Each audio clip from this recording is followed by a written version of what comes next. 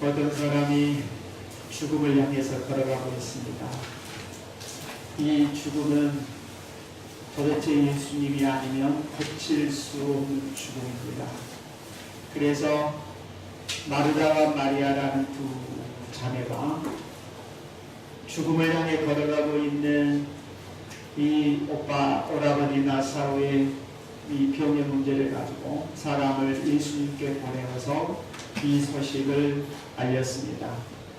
주여 보시옵소서, 사랑하시는 자가 병들었나이다 라고 했을 때에 예수님께서 나사로의 그 죽을 병을 들으시고 이 병은 죽을 병이 아니다. 예수님께서 말씀하신 내용은 죽을 병이 아니다. 이 말은 이 마르다나 마리아, 더 나아가서 많은 사람들은 나사로의 죽음을 향해 걸어가고 있는 것 같았지만 예수님이 보실 때는 그 나사로의 병은 죽음을 향하고 있지 않다고 우리 예수님께서 말씀하시니 곧 죽을 병이 아니다 라고 말씀하셨습니다. 그리고 이 나사로가 병들었다는 소식을 듣고도 예수님께서 이틀을 더 유하시고 제자들과 함께 유대로 우리가 다시 올라가자라고 예수님께서 제자들에게 말씀하셨죠. 그랬을 때 제자들은 아니 유대로 올라가면 유대인들이 돌로 쳐 죽이려고 하는데 예수님을 잡아 죽이려고 하는데 그리로 가시려고 합니까? 라고 했습니다. 그래서 예수님께서 9절 말씀에 보면 낮이 12시간이냐 이렇게 말씀합니다. 그러면서 낮에 다니면 결코 세상의 빛을 보고 실족하는 법이 없다. 그러나 언제 사람이 실족할 수밖에 없느냐? 밤에 다니는 것이다. 밤에 다니면 빛이 없으므로 결코 사람이 실족할 수밖에 없다 라고 예수님께서 말씀하시죠. 그랬을 때 제자들은 아직도 예수님의 그런 말씀의 의도를 깨닫지 못하고 나사로의 죽음에 대해서 제자들은 말하기를 주여 잠들었으면 낫겠나이다. 즉 오랜 수면 상태에 들어가는 걸로 제자들은 생각을 한 거지요. 그랬을 때 예수님께서 뭐라고 말씀하냐면 제자들이 오랜 수면에 들어간 걸로 생각했을 때에 예수님은 제자들을 향하여서 나사로가 죽었다라고 표현을 하셨죠. 예수님께서 이렇게 죽었다라고 표현을 하시면서 이 나사로의 죽음을 통해서 결국 무엇을 하기를 원하셨느냐? 제자들을 믿게 하셔야겠다. 믿게 하려고 한다라는 사실들을 15절의 말씀을 통해서 말합니다. 그럼에도 불구하고 예수님의 제자 디두모라고도 하는 도마는 예수님의 말씀을 이해를 하지 못해요. 그래서 이해를 하지 못하니까 디두모라 하는 도마는 예수님께서 유대로 가자 할 때에 뭐라 그래요? 야, 제자들을 부추기는 거죠. 우리도 유대로 가자. 유대에 가서 뭐 하자? 우리도 예수님과 함께 죽자라고 이야기해요. 예수님이 아마 유대로 올라가시면 유대인들에 의하여서 돌에 맞아 죽을 것 같거든요. 그러니까 이 디두모라고 하는 도마도 예수님이 돌에 맞으면 우리도 돌에 맞아 죽자. 같이 올라가자. 이렇게 표현을 해요. 이 디두모라고 하는 도마가 이렇게 말한 내용을 보면 이 디두모라는 이 도마는 예수님의 말씀의 의미를 깨닫지 못하고 따라다니려고 하는 거죠. 오늘도 우리도 마찬가지예요. 우리가 신앙생활을 하면서 예수님의 말씀, 즉 예수님께서 말씀을 통해서 우리에게 하시고자 하신 그 의미를 깨닫지 못하면 우리는 어떠한 신앙생활을 할 수밖에 없냐면 예수님이 의도한 바와 전혀 다른 신앙생활을 할 수밖에 없어요. 이 디두모라는 도마처럼 말입니다. 그래서 우리가 무엇보다도 중요한 것이 우리가 신앙생활을 할 때에 하나님의 말씀을 통해서 하나님께서 우리의 뭐라 말씀하시는가를 깨달아 주셔야 합니다. 그리고 그 말씀을 쫓아가는 것이 바른 신앙이죠. 만약에 예수님께서 말씀하신 그 의도를 쫓지 못하고 열심을 낸다면 그 열심은 헛된 열심에 불과할 수밖에 없습니다. 이제 오늘 이 본문 17절 말씀을 보면 예수께서 와서 보시니, 예수님께서 와서 보셨다라는 말씀은 어떤 의미냐면 예수님께서 이제 마침내 나사로의 집에 오신 거죠. 예수님께서 오셔서 보셨는데 예수님께서 와서 보셨다는 것은 무엇을 확인했냐면 나사로가 죽었음을 확인하는 의미예요. 그래서 여기 17절 말씀에 예수께서 와서 보시니 나사로가 무덤에 있은 지 이미 나흘이라. 그러니까 예수님께서 이미 나사로가 장사되어 있음에 대해서 확인하신 거죠. 누구 집에 오셔서요? 이 마르다와 마리아의 집에 오셔서. 그러면 오늘 여기 본문 17절 말씀을 보면 요한복음의 저자가 누구죠? 요한복음의 저자가 누구예요? 요한복음의 저자가 누구예요? 누가 썼어요? 요한복음은? 요한이 썼잖아요. 그러면 그때요, 왜 오늘 본문 17절에 예수님께서 나사로의 집에 오셨을 때에 나사로가 완전히 죽은 상태를 먼저 기록하고 있을까? 의미가 있는 거 아니겠어요? 즉 마르다와 마리아의 집에 예수님께서 오셨는데 이 말씀을 시작하면서 보면, 내용을 보면 구태여 왜 예수님께서 죽으셔서 나흘이나 되었고 무덤에 장사되었다는 것을 미리 기록하고 있을까? 당시에 보면 민간인들이 가지고 있는, 당시에 사람들이 가지고 있는 그런 신앙은 사람이 이렇게 죽으면 사흘 동안은 그 영혼이 시체에 머물러 있다는 그런 신앙들을 가지고 있을 때 당시에. 그러면 이 사흘 동안은 이 사람이 죽었다 할지라도 그 속에 영혼이 머물러 있다는 신앙을 가지고 있었기 때문에 나흘이 됐다는 것은, 나흘이 됐다는 이 표현을 쓴 것은 결코 무엇을 이야기하냐면 나사로가 죽어서 다시 회생할 수 없다는 사실을 완전하게 보여주기 위해서 이 나사로의 죽음에 대해서 17절에 명확하게 기록하고 있어요. 그러니까 지금 17절의 내용을 보면 나사로의 죽음은 의심할 수가 없는 거예요. 나흘이나 됐다, 무덤에 장사됐다. 이것은 나사로의 죽음에 대해서 의심할 수 없는 상황을 지금 17절에서 기록해요. 그러면 이 나사로가 죽었다라는 사실을 의심하지 않도록 명확하게 요한복음의 저자 요한이 기록하고 있는 내용은 결코 이제 이 죽은 나사로를 살리심으로 인하여서, 누가요? 예수님께서 나사로를 살리심으로 인하여서 생명의 주관자가 누구임을 밝히 드러내기를 원하시는 거예요. 예수님이세요. 그러니까 지금 나사로는 완전히 죽은 상태예요. 근데 예수님께서 나사로의 집에 오셔서 앞으로 나사로를 살리신다 라고 했을 때에 결코 예수님은 생명의 주관자일 뿐 아니라 예수님은 어떤 분이시냐? 바로 하나님의 아들이심을 믿게 하기 위하여서 먼저 17절에 나사로의 죽음의 명확성을 드러내고 있는 거예요.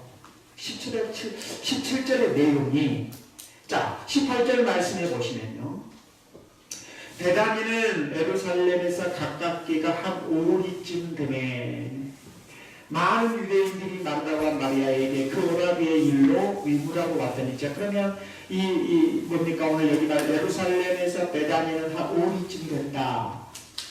그렇게 멀지 않아요. 그러니까 이 예루살렘에서 많은 사람들이 누구에게 찾아왔어요? 마르다와 마리아에게 찾아왔어요. 뭐하러 왔죠? 오늘날로 이야기하면 조문하러 찾아온 거죠.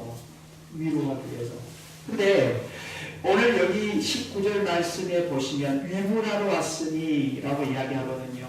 그럼 우리가 얼른 겉모습으로 봤을 때 예루살렘에서 많은 사람들이 한 5리쯤 떨어졌어요. 베다니와 5리쯤 떨어져 있는데 많은 사람들이 예루살렘에서 이 베다니에 있는 마르다와 마리아의 집에 찾아온 이유가 죽은 나사로에 대해서 마르다와 마리아를 위문하기 위해서 찾아오는데, 한층 더 나아가서 생각해 보면 이 말씀을 통해서 무엇을 우리가 더 확인할 수 있냐면, 자 겉모습으로 봤을 때는 많은 사람들이 예루살렘에서 베다니로 왔죠. 뭐하러 왔어요? 위문하러 왔어요. 그러나 한 걸음 더 나가서 우리가 깊이 생각해 보면 어떤 의미가 있냐면 그 위문하러 왔던 사람들이 목격자가 될 거예요. 이해되시죠? 자, 많은 사람들이 그 모습으로 봤을 때 마르다와 마리아의 오라버니 오빠가 죽었어요. 즉 무덤에 장사됐어요. 좀 죽어서. 그러니까 위문하러 왔는데 겉모습으로 봤을 때 위문격으로 조문하러 온 거예요. 근데 우리가 오늘 여기 말씀을 면밀히 살펴보면 그 조문하러 온 사람이 결국은 어떤 상황으로 보게 될 것이냐면 예수 그리스도께서 죽은 나사로를 살리신 사건의 목격자로 되어요. 믿어지지요? 그러니까 많은 사람들이 죽은 나사로를 이 조문하러 와서 예수님께서 죽은 나사로를 살리셨다. 그것을 현장에서 많은 사람이 목격했다. 이건 사실입니까? 거짓입니까? 목격자가 많잖아요. 우리가 어떤 사실에 대해서 증인을 세울 때 두세 사람이에요.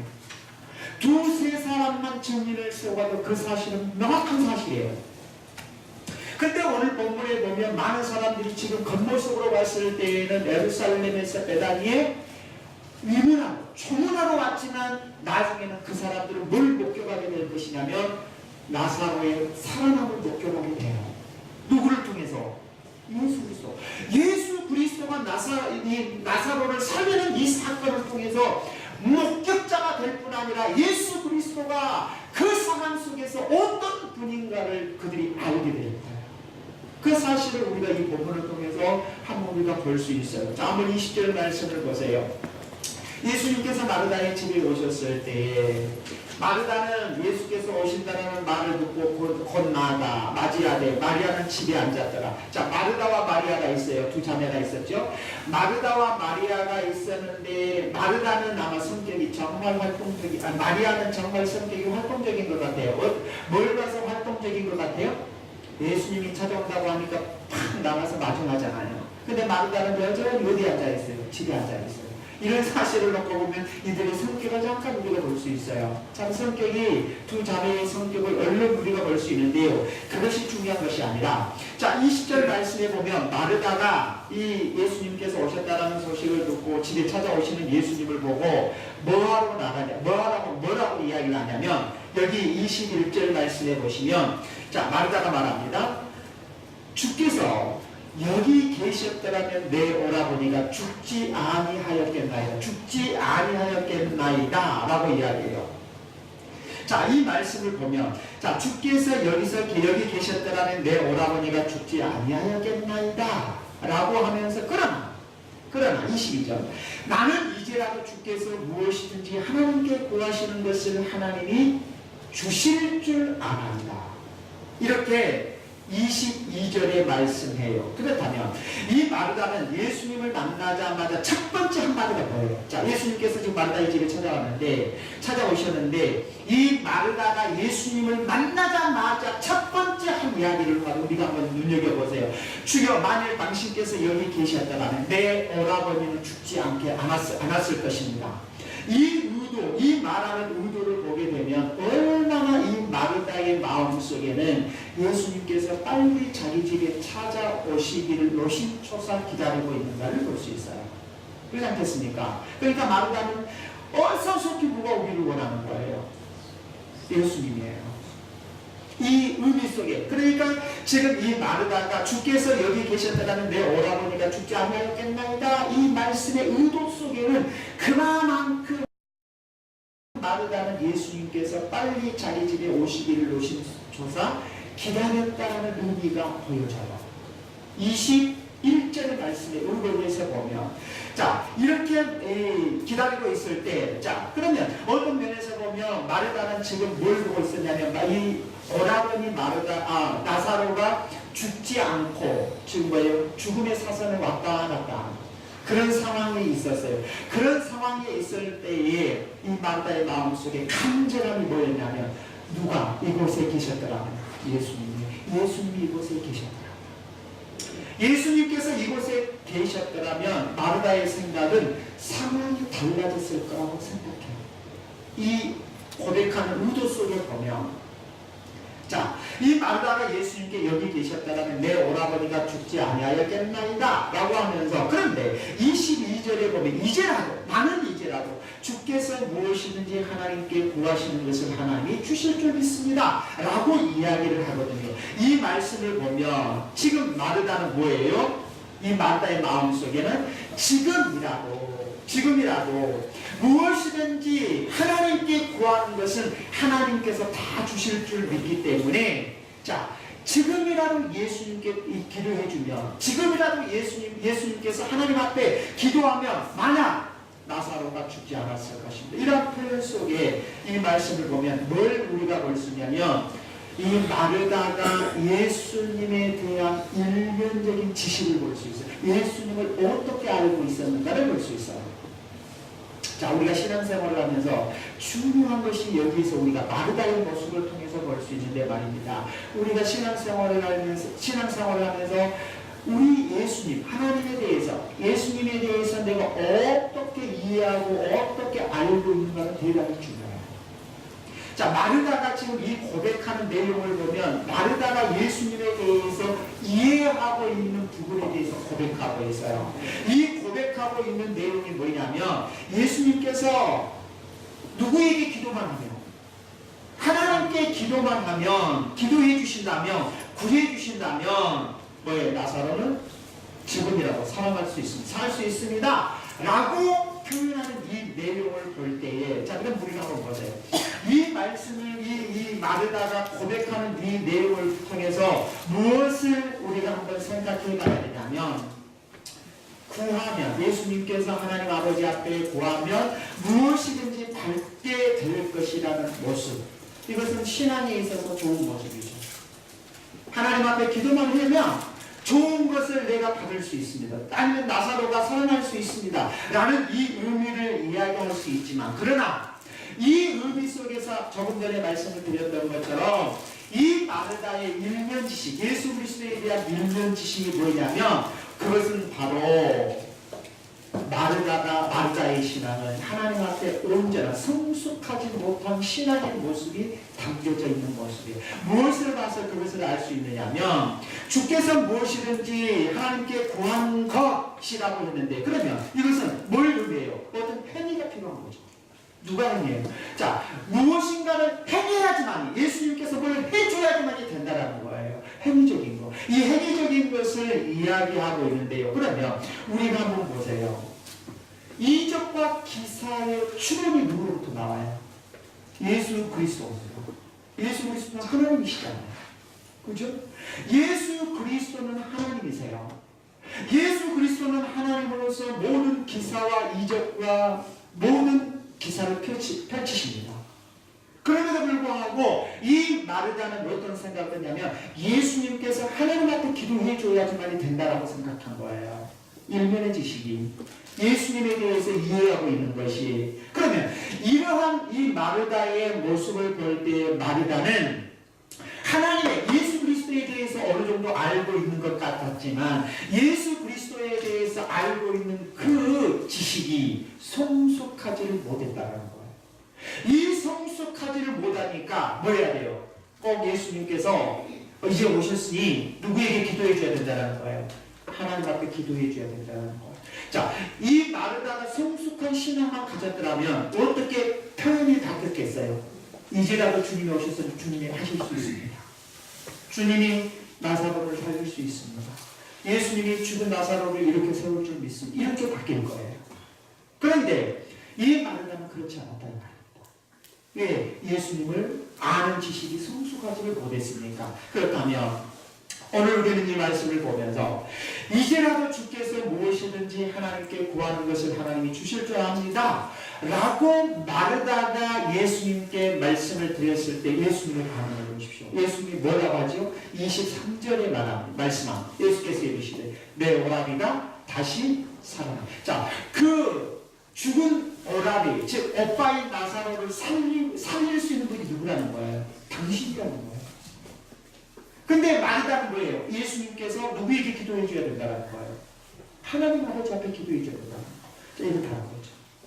그랬을 때 예수님께서 오늘 여기 23절 말씀해 보시면 내 오라비가 살아나리라 라고 말씀하신 것은, 지금 당장 이 마르다에게 당면에 있는 문제가 뭐냐면 나사로의 죽음이에요.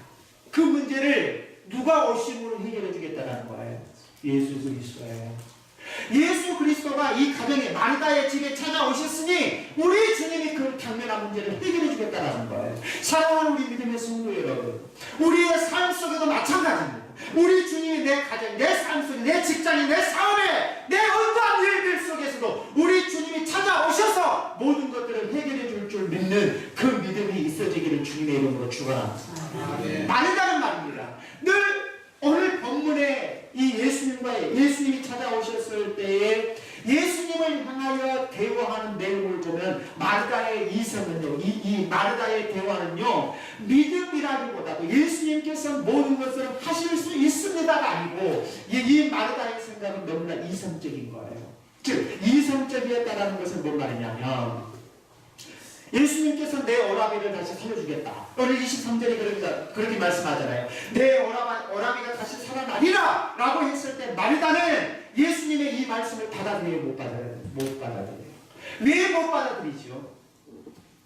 예수님을 아는 이해력. 더 나아가서 이 마르다는 예수님의 말씀을 어떻게 받아들이냐면 이성적으로 받아들입니다. 믿음으로 받아들이는 것이 아니라 이성적으로 받아들여요. 이성적으로 받아들이니까 예수님의 말씀을 내 이성을 가지고 해석하는 거예요. 평가하는 거예요. 분석하는 거예요. 오늘 저와 여러분들도 예수님께서 우리에게 어떤 말씀을 하실 때 그 말씀이 하나님의 말씀으로 받고 믿음으로 아멘하면 하나님이 역사해 주실 줄 믿으시기 바랍니다. 그런데 우리는 마르다처럼 예수님이 나에게 어떤 말씀을 하셨음에도 불구하고 내 이성으로 그것을 재평가하고 재분석하려고 한다면 결국 기적은 일어나지 않습니다. 왜요? 내 제한된 이성으로, 내 제한된 지식으로 하나님의 말씀, 하늘보다 높고 바다보다 깊은 그 하나님의 지혜를 어떻게 제한된 우리의 지식으로 평가할 수 있고 재해석할 수 있겠습니까?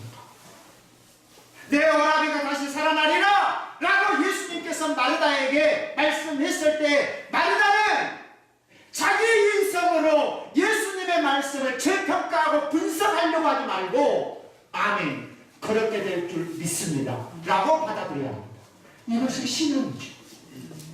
오늘 저와 여러분들도 마찬가지. 여러분, 우리가 오늘 여기 설교를 듣죠?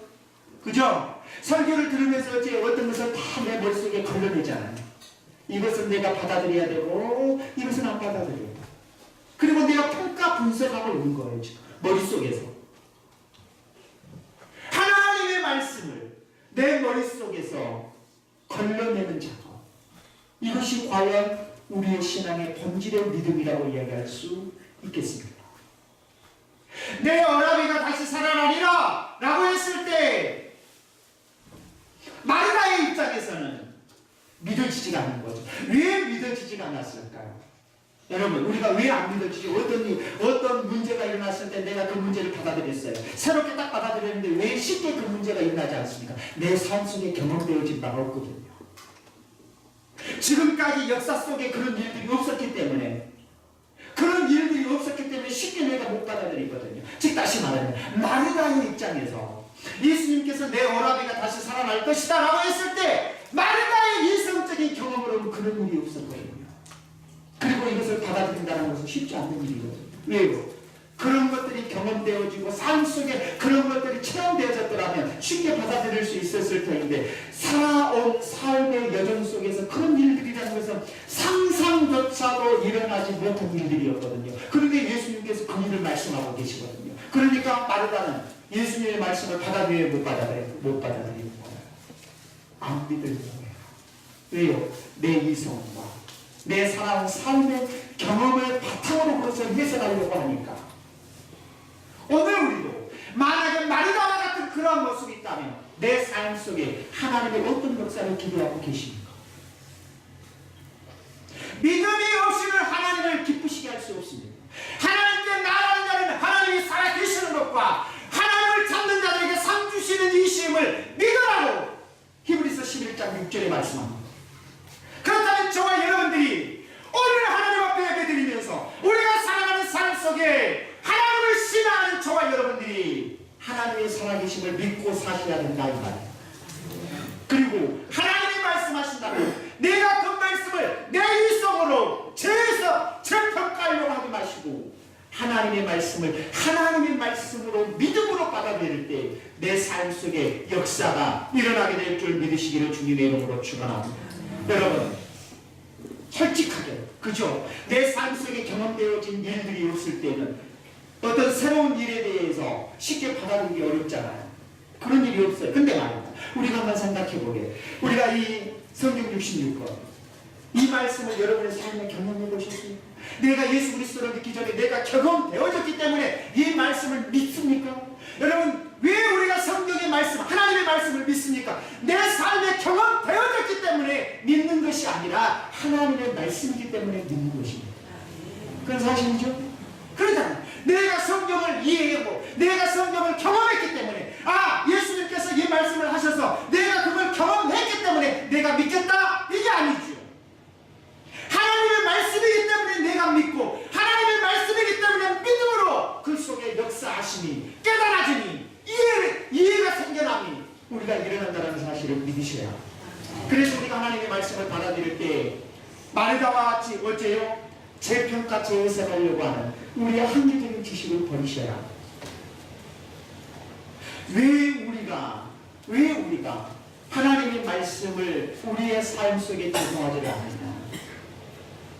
그러잖아요. 우리가 주일날이면 와서 주일날 오전 오후 예배를 드리고요, 수요일 예배를 드리고요, 새벽 예배를 드리고요, 수없이 교회에 와서만 아니라 여러 매체를 통해서 하나님의 말씀을 듣습니다. 하나님의 말씀을 듣고도 왜 우리의 삶 속에 그 들은 하나님의 말씀을 적용하지 못합니까? 그것은 어딘가 모르게 내 머릿속에 하나님의 말씀을 내가 재해석하고 재평가하려고 하는, 분석하려고 하는 그러한 모습이 있기 때문에 우리는 분명히 하나님의 말씀을 하나님의 말씀으로 받아 믿고 살아갈 수 있는 저와 여러분이 되시기를 바랍니다. 그래서 요한복음 10장 38절에 믿고 받아들일 때, 믿을 때 너희가 깨닫게 될 것이다. 이렇게 분명히 요한복음 10장 38절에 말씀하고 있음을 보게 되지요. 사랑하는 우리 믿음의 성도 여러분이요, 오늘 여기 24절 말씀을 보십시오. 마르다가 이르되 어떻게 받아들였어요? 예수님께서 내가 우리가 다시 살아날 것이다 라고 했을 때 마르다가 받아들이는 모습을 보면 마지막 날 부활 때에는 다시 살아날 줄을 내가 아나이다 이렇게 말해요. 그러면 이 마르다가 이 예수님의 말씀을 듣고 다시 내 어라버니가 살아날 것이다 라고 했을 때 마르다가 예수님의 말씀을 받아들일 때 뭘로 받아들이냐면 먼 미래 종말론적으로 받아들였어요. 다시 미래에 다시 예수 그리스도가 이 땅에 재림하시면 부활할 것에 대해서는 알고 있는 신앙이에요. 미래 종말론적 멀리만 여러분 우리가 우리의 신앙도 마찬가지로 멀리만 바라보고 있는 거예요. 멀리만 우리의 신앙은 멀리만 바라보고 있는 것이다. 현재 근데 우리는 죽으면 천국까지 죽음 멀리만 보고 있는 거예요. 그러니까 우리의 삶 속에는 하나님의 말씀에 대한 실질적인 능력이 안 나타나는 거죠. 자, 오늘 여기 마르다가 뭐라고 말씀하는까 같이 한번 보세요. 마지막 날 부활 때에는 다시 부활할 줄을 내가 아나이다. 마지막 날. 자, 그러면 이 말씀을 보면 이 마르다의 신앙은 어떤 신앙이냐면 종말 때에 부활에 대한 신앙이 있어요. 이 종말 때 마지막 때의 부활에 대한 신앙이 있는데 근데 문제는 마르다에게 있어서 안타까운 신앙의 모습이 뭐냐면 멀리만 보고 있다는 거예요. 현재를 보지 못해요. 이 멀리만 보고 있으니까 어째요? 당장 문제, 나사로의 문제를 놓고 지금 직면해 있는 문제잖아요. 그런 문제로 고민하는 거예요. 우리의 신앙도 마찬가지예요. 우리가 신앙생활하면서 멀리만 보면 현재 어떤 살아가는 삶 속에 문제가 있으면 이 문제를 해결해 주실 줄 주님을 보지 못하고 고민하고 염려하고 걱정하고 근심하고 살아갈 수밖에 없는 거예요. 여러분 그러잖아요. 우리의 신앙은 멀리만 보는 것이 아니라 지금 보셔야 돼요. 지금 보셔야 돼요. 그러면 마리다가 지금 봐야 했던 거예요. 예수님께서 내 오라버니가 다시 살 것이다 라고 했을 때 지금 누가 오셨어요? 예수님이 오셨으면 봐야죠. 근데 예수님께서 자기 집에 찾아오셨음에 대해서는 보지 못하고 먼 미래적으로만 보고 있는 이 신앙의 모습이 성숙한 신앙이라고 이야기할 수 있겠습니까? 결코 성숙하지 못하죠. 사랑하는 믿음의 성도 여러분, 마르다는 어떤 신앙을 가지고 있었다고요? 종말론자였지. 그럼 종말은 뭐가 종말입니까? 예수 그리스도의 재림입니다. 예수 그리스도께서 이 땅에 오셔서 저와 여러분들을 위해서 고난받으시고 십자가에서 죽으시고 무덤에 장사되었다가 부활하셔서 하나님 나라에 승천하시면서 내가 다시 올 거라고 약속하셨죠. 그래서 부활하시고 승천하신 그 예수님이 다시 이 땅에 재림하실 때가 이 종말이라고 이야기합니다. 그러면 오늘 여기 말씀에 보면 이 마르다는 종말론적인 신앙은 분명해요. 그 종말론적인 신앙 안에 뭐가 깔려 있어야 돼요? 예수 그리스도의 오신 거예요. 그러면 지금 이 마르다에게는, 이 마르다의 집에는 누가 와 계시고? 그리스도가 와 계신 거죠. 그리스도가 오면 죽은 자가 살아날 것을 마르다는 알고 있는 거잖아요. 그러면 지금 누가 왔어요? 그리스도가 누구에게 와 있어요? 마르다에게 와 있어요. 그러면 이 종말론적인 것만을 보는 시간이 아니라 현재를 볼 수 있어야죠. 그것을 이 말씀을 통해서 우리에게 보여주는 거예요. 자, 그럼 보세요. 저와 여러분들도 부활에 대한 신앙이 있으시죠? 없으세요? 부활에 대한 신앙 있으세요? 없어요? 엄마, 이 정말 이것이 없으면 여러분 교회 갈 필요 없습니다. 노골적으로. 만약에 부활에 대한 신앙이 없으면 정말 저와 여러분들은 이 고린도서 15장 부활장이라고 하잖아요. 저와 여러분들은 세상에서 제일 미련한 자예요. 부활에 대한 소망이 없이 교회를 뭐로 다녀요? 안 그래요? 여러분, 내가 마음에 수양 쌓고 뭐 도덕 쌓고 뭐 마음 위로받고 이렇게 하려면 다른 데서 할 수 있어요. 저와 여러분이 예수 그리스도를 믿고 신앙생활을 한다는 것은 구원적인 생명에 관한 문제예요.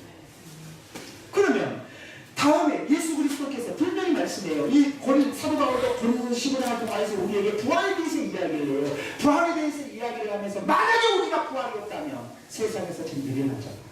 그러면 여러분, 저와 여러분들이 지금 교회를 다니면서 부활의 산 소망이 없이 교회 신앙생활하고 있다면 우리는 정말 이 믿음이 잘못된 믿음이에요. 교회 다닐 필요 없어요. 여러분. 부활의 소망이 없습니다. 그건 분명한 사실이에요. 그러면 언제 우리가 부활할 것이냐? 그리스도의 재림, 종말이잖아요. 그러면 그 종말의 의미는 뭐예요? 그리스도가 이 땅에 다시 오심이잖아요.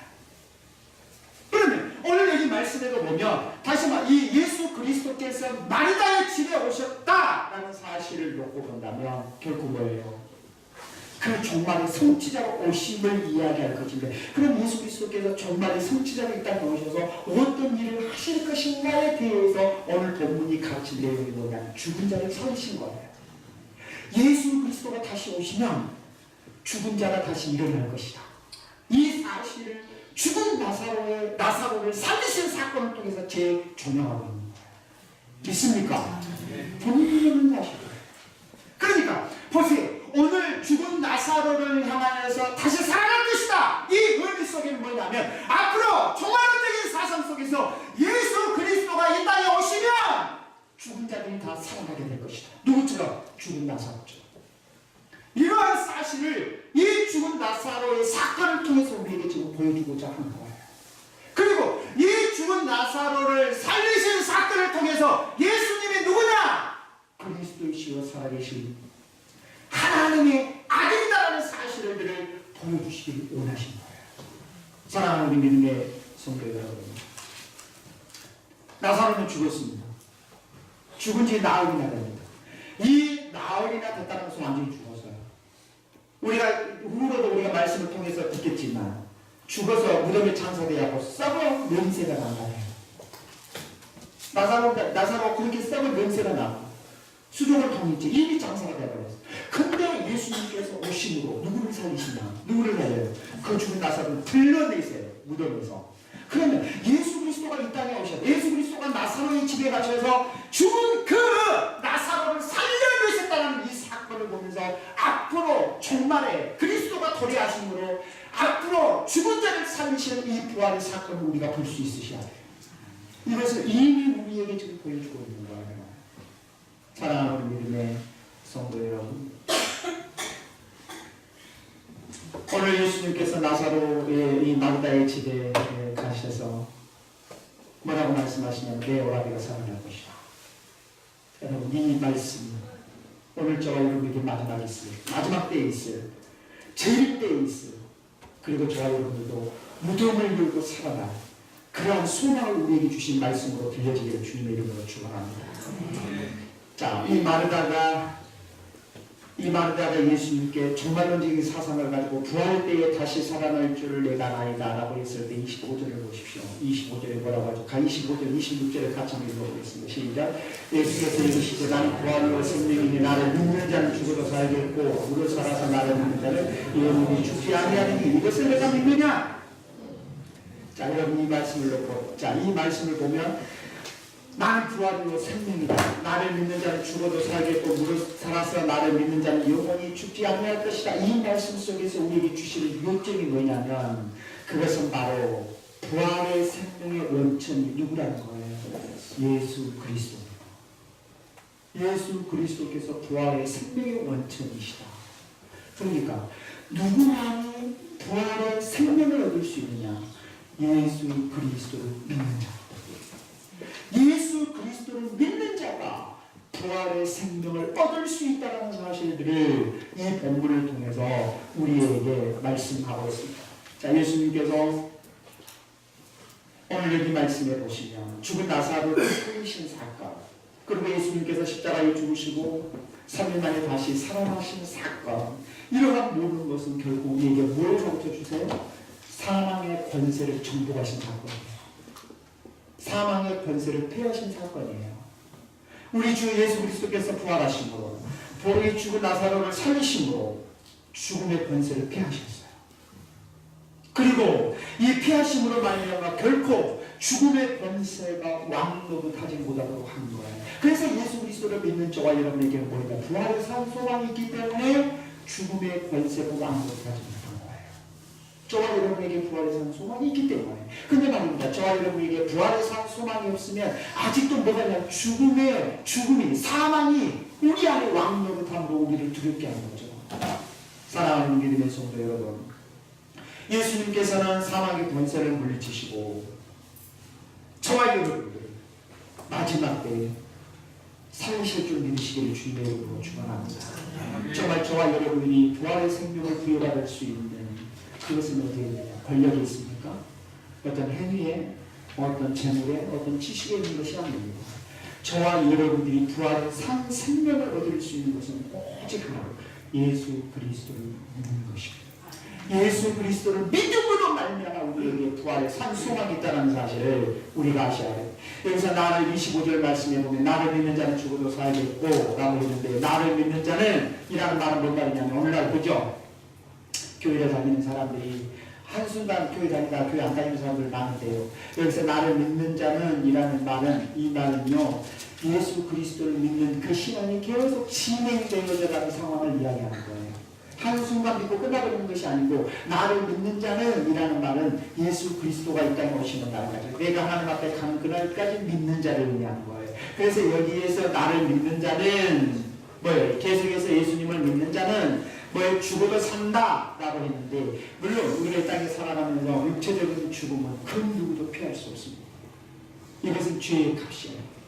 어느 누구도 육체의 죽음을 피할 수 없습니다. 그런데 예수님께서 누구든지 자신을 믿기만 하면 육체는 죽었다 할지라도 영적인 생명이 누구 안에 있기 때문에, 예수 그리스도를 믿는 자 안에 영적인 생명이 있기 때문에 그는 살아날 것이다 라는 사실. 우리가 쉽게 표현하겠습니다. 바보는 있죠. 바보니 겉모습이 다 죽었어요. 뿌리가 살아있어요. 그러면 다시 싹이 나나요? 안 나나요? 근데 뿌리가 죽어버리면 다 죽는 거예요. 이게 아무리 제가 여기에서 하나 땄어요. 제가 죄송합니다. 하나 따겠습니다. 살아있는 거 같죠? 실제로 살아있죠? 죽은 거예요. 어느 순간 죽은 거죠? 따는 순간 죽었어요. 왜냐하면 뿌리로부터 영양 공급이 끊어진 거예요. 그런데 우리 얼른 봤을 때는 살아있는 것 같죠. 얼른 봤을 때는 살아있는 것 같죠. 그러나 이 관계는 이미 끊겨진, 우리의 생명력보다 더 많아요. 우리의 생명도 예수 그리스도와 끊겨져 있는 사람은 살았다 하나 죽은 자예요. 그러나 우리가 그리스도 안에 생명이 붙어 있는 자는 뭐예요? 부활의 살 것이다 라는 사실들을 이 본문을 통해서 말씀하는데, 여기서 살겠고 라는 의미는 제사살이라는 의미인데, 살아있다, 산다 라는 그런 의미가 있는데, 이것은 미래 중간대로서 좌우라고 쓰는데, 생명이, 영적 생명이 지속된다는 의미를 가지고 있어요. 영적 산다, 영적 생명이 지속되네요. 그래서 비록 육체는 죽어서 소멸된다 할지라도 육적인 몸을 벗고 영적인 이 생명은 뭐예요? 영생에 들어가는 것이고, 영생에 들어가서 마지막 때에 부활을 얻게 된다는 거예요. 그래서 죽음이라는 의미가 뭐죠? 죽음이 뭡니까? 여러분, 죽음은 영과 육신의 분리잖아요. 죽음은 영과 육신의 분리예요. 이걸 죽음이라고 해요. 근데 우리의 영은 그리스도 안에 있기 때문에 어제요? 영생에 들어가. 그리고 마지막 때는 다시 살아날 것이다 라는 사실들을 말씀합니다. 그래서 오늘 예비의 말씀에 나를 믿는 자는 죽어도 살겠고 라고 말씀하고 있습니다. 사랑하는 예비의 성도 여러분, 저와 여러분은 지금 삶의 여정을 걸어가고 있습니다. 한 가지 묻겠습니다. 저와 여러분들이 예수 그리스도를 믿고 신앙생활을 해가면서 살아가는 삶의 여정이 해가 지는 쪽을 향해서 걸어가고 있다고 생각합니까? 해가 뜨는 쪽을 향해서 걸어가고 있다고 생각하십니까? 네? 아니지, 사는 쪽이죠. 예수 그리스도의 생명이 내 안에 있기 때문에 우리는 해가 져는 쪽으로 걸어가고 있지 않습니다. 이미 저와 여러분들이 걸어가고 있어요. 왠지 내가 걸어가는 것이 해가 지는 쪽으로 걸어가고 있는 것 같지만 내 안에 생명이 있기 때문에 앞으로 해가 뜨는 쪽을 향해서 걸어가는 것이 하나님을 믿는 성도의 모습이라는 거예요. 아셨죠? 그래서 내가 지금 걸어가는 것이 아이고 해가 지는 쪽으로 걸어가고 있는 게 아니고 예수 그리스도의 생명이 내 안에 있기 때문에 해가 뜨는 쪽을 향해서 지금 걸어가고 있는, 이것이 부활의 성수입니다. 이제 말씀을 맺겠습니다. 사랑하는 믿음의 성도 여러분, 예수님께서는 나는 부활의 생명이 나를 믿는 자는 죽어도 살겠고 무릇 살아서 나를 믿는 자는 영원히 죽지 아니하리라 라고 말씀하면서 마르다를 향해서 뭐라고 했어요? 너가 그것을 믿느냐 라고 했어요. 그러면 마르다가 신앙이 없다는 거예요. 있어요, 신앙. 있음에도 불구하고 예수님께서 마르다를 향해서 너가 이것을 믿느냐라고 하는 거예요. 너가 이것을 믿느냐? 라고 말하는 것은 뭐예요? 이제 너 좁은 테두리 안에 너가 이해하고 너가 가지고 있는 그 신앙의 좁은 테두리에서 벗어나 성숙한 신앙을 가져라. 성숙한 신앙을 가져라. 그 좁은 테두리, 자기 마음의 그 좁은 테두리 속에서 자기의 신앙을 가지려고 하지 말고 이제는 좀 넓게 성숙한 신앙을 가져라. 더 큰 믿음을 가져라 라는. 자, 이러한 이 뭡니까? 이 물었을 때 마르다의 고백을 보십시오. 27절 같이 읽겠습니다. 시작. 이르되 주여, 같이 읽겠습니다. 시작. 27절 이르되 주여 그러하여이다. 주는 누구예요? 그리스도시요 세상에 오신 하나님의 아들이신 줄 내가. 자, 마르다의 신앙의 고백이 달라졌어요, 안 달라졌어요? 달라지죠. 마르다의 이제 신앙의 고백이 확연하게 달라지는 그 모습을 보게 됩니다. 사랑하는 우리의 성도 여러분, 마르다의 이런 고백, 너가 이것을 믿느냐? 라고 예수님께서 물으셨고, 그랬을 때 마르다는 예수님은 그리스도시고 하나님의 아들이십니다 라고 고백하는 이 의미 속에는 마르다의 생명, 마르다의 마음 속에서는 예수님은 부활과 생명의 주님으로 받아들이기 시작했습니다.